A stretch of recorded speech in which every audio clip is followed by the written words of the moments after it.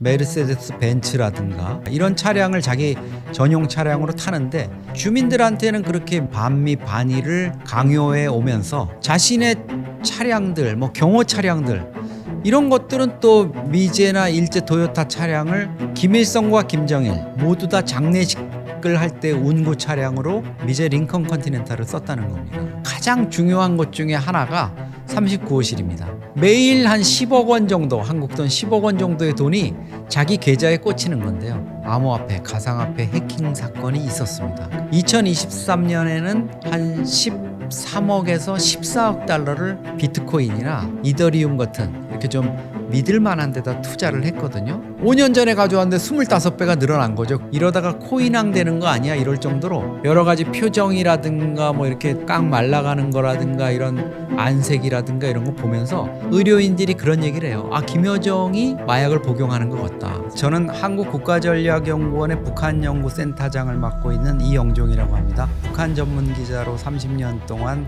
취재 활동을 했고요. 한 50여 차례 북한을 방문했습니다. 주로 경제 제재나 어떤 정치 군사적인 제재 이런 부분들이 이제 다 복합이 돼 있고, 북한을 어떻게든지 핵이나 미사일, 다른 대량 살상 무기 개발로 가는 거를 제어하기 위해서, 쉽게 말하면 이 제재라는 게 컨트롤 박스 안에 넣어가지고 옴짝달싹 못하게 만드는, 국제사회의 룰을 지키게 하는 그런 부분을 하는 거였죠. 근데 이제 그런 부분이 사실은 좀 허술한 측면이 있었고요. 여러 가지 북한이 워낙 집요하게 그런 제재망을 뚫어 나갔기 때문에 한미일이 이제 독자적인 제재도 해왔고, 가장 그 대북 제재의 기본 그 동기가 된 거는 북한의 핵 개발이라고 할 수 있습니다. 북한의 핵 개발은 아주 좀 특이하고 또 공세적이고, 좀 어떻게 보면 국제사회 우려를 아주 심각하게 자아내는 수준으로 왔다고 볼 수 있습니다. 그게 이제 핵과 미사일의 결합, 이 부분을 막는데 대북 제재의 초점이 맞춰져 왔습니다. 호화로운 생활을 하고 있는 여러 가지 정황들이 나타나고 있죠. 가장 많은 돈을 요새 김정은이가 쓰고 있는 건 차량인 것 같아요. 자동차 매니아 아니야? 이렇게 여길 정도로 차량에 깊은 관심을 갖고 있습니다. 아주 최신형 메르세데스 벤츠라든가 또는 마이바흐 계열의 600 풀만가드라든가 이런 차량을 자기 전용 차량으로 타는데, 방탄 개조라든가 여러 가지 자기가 전용차로 쓰기 위해서 운용을 하는 측면이 있고, 수시로 차량을 또 바꿉니다. 그리고 신형으로 업그레이드를 시키고, 특히 경호 목적을 위한 것이지만 그 고가의 차량을 2대, 3대 사가지고 동시에 운행을 합니다. 로켓포라든가 이런 것들의 공격, 또 테러 시도로부터 자기를 보호하는 거죠. 어느 차량에 타 있는지 모르게. 주민들한테는 그렇게 미국과 일본에 대한 증오, 반미 반의를 강요해 오면서 자신의 차량들, 경호 차량들 이런 것들은 또 미제나 일제 토요타 차량을 쓰고 있거든요. 자기가 또 받아들이고 있다는 건데, 이거야말로 가장 큰 모순이라 그럴 수 있죠. 더 큰 모순은 김일성과 김정일, 그러니까 김정은의 할아버지와 아버지가 모두 다 장례식을 할 때 운구 차량으로 미제 링컨 컨티넨탈을 썼다는 겁니다. 마지막 갈 때까지도 그렇게 자신의 어떤 위용을 보여주겠다는 식으로 어마어마한 그 링컨 컨티넨탈 리무진을 쓰면서 주민들한테는 차량 한 대 개인 소유로 등록하지 못하게 하고 있는 게 북한의 현실이다, 이렇게 보시면 되겠습니다. 북한은 당 국가 체제입니다. 노동당이 모든 것들을 관장하고 있거든요. 내각의 부서들은 사실 허수아비에 불과한 거죠. 그거를 이제 이행하는. 그 가운데서도 김정은 입장에서 가장 중요한 것 중에 하나가 39호실입니다. 여기가 말하자면 김정은의 통치 자금을 관리하는 거고, 과거 표현대로 하면 내탕금을 관리한다. 예를 들어서 최근에는 북한의 수출품 중에서 가발이나 속눈썹 이런 것들을 가공해서 파는 게 어마어마한 이제 돈벌이가 되는데, 그런 것들로 벌어들이는 돈이 전부 39호실로 흘러 들어간다, 이렇게 보실 수 있고요. 최근에는 이제 우크라이나 전에 투입된 북한군들이 벌어들이는 목숨값이죠. 1인당 용병 형태로 갔기 때문에 한 월 2,000불 정도를 받고 있는 걸로 알고 있고, 이게 11,000명에서 한 12,000명 세계 여단이 지금 병력이 가 있는데, 이거를 1년 수입으로 하면은 한 3,800억 정도 됩니다. 매일 한 10억 원 정도, 한국 돈 10억 원 정도의 돈이 자기 계좌에 꽂히는 건데요. 이게 거의 100% 노동당 39호실로 간다고 보면 됩니다. 무기를 팔고 또 러시아에 포탄을 제공하고 이러는 돈도 흘러 들어갈 거고요. 그런 돈이 모두 39호실에 모여서 김정은의 통치를 든든하게 자금으로 떠받치는 역할을 하고 있다. 이렇게 보면 되겠습니다. 예를 들면 이런 거 있습니다. 전국의 소년단 애들, 젊은 애들을 모아가지고 뭐 몇천 명을 모아가지고 평양에서 소년단 대회를 했습니다. 근데 그 아이들한테 일제 알바 손목시계를 줬거든요. 그러면 손목시계를 예를 들어서 5천 개를 아이들한테 준다 이러면 그 돈은 아마 김정은이가 그 39호실 자금이나 자기의 통치 자금을 이용해 가지고 하는 게 있을 거고요. 특히 간부들한테 뭐 롤렉스 시계를 뭐 선물한다든가 이러는 거는 그래도 김정은이 아마 별도의 자기 그 통치 자금에서 쓰는, 형식적으로는 아마 그렇게 취하고 있지 않을까 이렇게 생각이 됩니다. 북한을 상당히 옹호하는 사람들 입장에서는 자꾸 대북제재 무용론을 제기를 해요. 그러면서 대북제재 이거 소용도 없으니까 풀자, 뭐 더 강화해봤자 무슨 소리를 하냐 이런데, 대북제재는 분명히 북한을 힘들게 합니다. 미국의 제재 때문에 쿠바가 정말 힘들고 거지 같은 그런 생활을 할 수밖에 없었고 결국 미국과의 수교, 개방 이런 쪽으로 나올 수밖에 없었을 텐데요. 북한은 그거보다 더 큰 고통을 겪고 있습니다. 왜 김정은이가 2018년 6월 싱가포르에서 또 이듬해 2월 하노이에서 트럼프한테 그렇게 매달렸습니까? 결국은 대북제재 해제해달라는 거였거든요. 영변 핵시설 내놓을 테니까 대북제재 해달라. 트럼프 대통령이 야 영변 그거 말고 우리 다른 거 알고 있어. 너희 새 시설 그것도 내놔야지. 이러니까 우물쭈물하다가 이제 된통 당한 건데, 그만큼 김정은은 아마 자다가도 소스라치게 놀랄 겁니다. 대북제재 저것만 없었으면. 제일 돈벌이가 컸던 거는 무기 밀매였습니다. 특히 80년대, 90년대, 뭐 2000년대 초까지도 북한이 중동에 미사일을 판매하거나 특히 미얀마라든가 이런 아시아의 또 아프리카의 이런 국가들의 무기를 판매하고 심지어 이제 그 무기 운용이라든가 이런 거를 위해서 군사 고문단까지 파견을 하는 이런 상황이 벌어졌었죠. 그렇게 해서 사실은 어마어마한 돈을 벌어들였고, 근데 이제 이런 무기 밀매 루트가 밀리면서 최근에 와서는 당연히 암호화폐, 가상화폐 해킹이 가성비가 엄청 좋은 거죠. 자기네들이 별로 돈 들이지 않고 블라디보스톡이나 중국 연변이라든가 이런 지역, 또 동남아 우호 국가의 자기네들의 영재들이죠. 컴퓨터 영재들을 그렇게 해가지고 그 청년들을 국제 범죄에 활용을 하는데, 이 사람들 들어가는 돈이 없는 거예요. 우리가 보기에는 무슨 미국, 북한의 해커들이 해외 호텔방에 나와서 싱가포르 호텔방에서 해킹할 것 같은데 전혀 그렇지 않습니다. 연변이나 심양, 블라디보스톡의 허름한 집에 인터넷에 하나 깔아놓고 정말 허름한 밥 먹어가면서 위에서 또 평양으로부터 계속 끊임없는 그 실적 압박에 시달린다 그럽니다. 그러다 보니까 이 친구들이 해킹이 여의치 않다 보니까 나중에는 어떻게 합니까? 외화벌이를 위해 가지고 아르바이트 하는 거예요. 국제 무슨 이런 IT 회사들에다가 온라인으로 이렇게 이력서 보내가지고 내가 이런 프로그램 만들어줄게 이래가지고 그걸로 돈벌이를 해가지고 자기 할당량을 챙기는 해킹 부분은 북한이 지금 믿을 만한 든든한 구석이다 이렇게 볼 수 있습니다. 뭐 김정은이 이러다가 코인왕 되는 거 아니야 이럴 정도로 어마어마하게 국제 전산망 또 금융망에서 암호화폐를 털어가고 있습니다. 2023년 기준으로 전 세계에서 한 22억 달러 정도의 암호화폐, 가상화폐 해킹 사건이 있었습니다. 근데 국제 이제 전문 기구라든가 민간 관련 전문 기구들의 분석에 따르면 그중에 60% 정도가 북한 소행이에요. 22년에 11억 달러 정도를 북한이 해킹을 해갔는데 2023년에는 한 13억에서 14억 달러를 해킹해 간 걸로 이렇게 보고 있습니다. 어마어마한 규모죠. 10억 달러를 별로 이렇게 큰 돈 안 들이고 해킹을 해간다? 이건 뭐 놀라운 일이고요.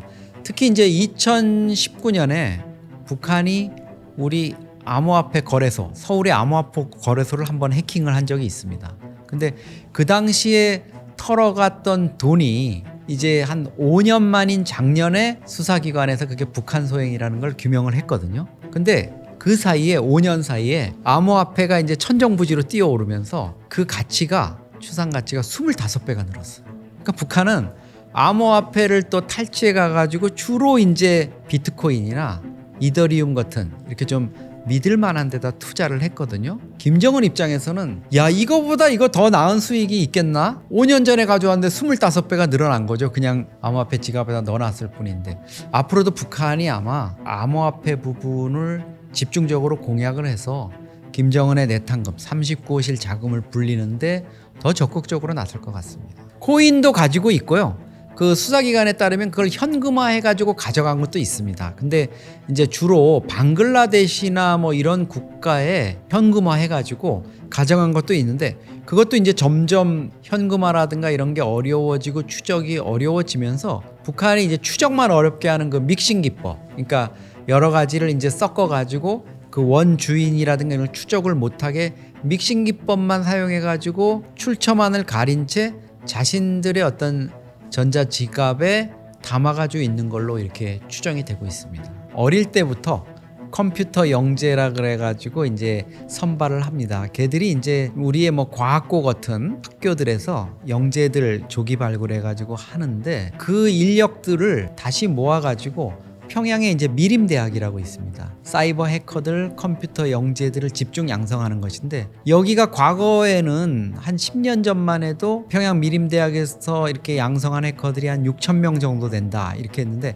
최근에는 우리 정보기관에서 한 8,000명 된다. 또 경우에 따라서는 10,000명 이상 된다 이렇게 얘기를 하고 있거든요. 이 젊은 청년들을 기껏 그렇게 양성을 해가지고 컴퓨터 영재로 키워가지고 범죄로 내몰고 있다는 게 정말 안타까운 일입니다. 이 청년들을 아마 그 IT나 뭐 인공지능이나 이런 데 투입했다면은 정말 놀라운 산업적 어떤 성과를 거둘 수 있을 거고 특히 남북한이 협력을 해가지고 아마 그런 쪽에 투자를 하고 어떤 성과를 공조를 했다면은 중국이나 뭐 미국의 그런 AI 기술이나 이런 거를 능가할 정도의 그런 경지에 도달하지 않았을까 이런 생각도 해봅니다. 기본적으로 북한의 해커들은 누구나 이제 그런 성과에 대한 압박을 받는다 그래요. 해외에 나와서 정말 열악한 상황에서 뭐 이렇게 있고 특히 이제 그걸 추적하는 정보기관의 분들 보면은 우리가 지금은 뭐 거의 완벽하게 이렇게 몇몇 해커들은 이렇게 추적을 한다 그래요. 근데 보면은